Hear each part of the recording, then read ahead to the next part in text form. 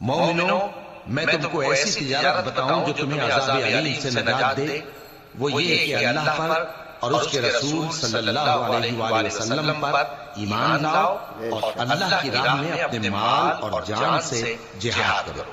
اگر سمجھو تو یہ تمہارے حق میں بہتر ہے، وہ تمہارے گناہ بخش دے گا اور تم کو جنت کے باغوں میں جن کے نیچے نہریں بہ رہی ہیں اور پاکیزہ مکانات میں جو ہمیشہ کی بہشت میں ہیں داخل کرے گا۔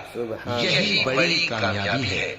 اور ایک اور چیز جس کو تم بہت چاہتے ہو، یعنی تمہیں اللہ کی طرف سے غلبہ نصیب ہوگا اور فتح قریب ہوگی، اور مومنوں کو اس کی خوشخبری سنا دو۔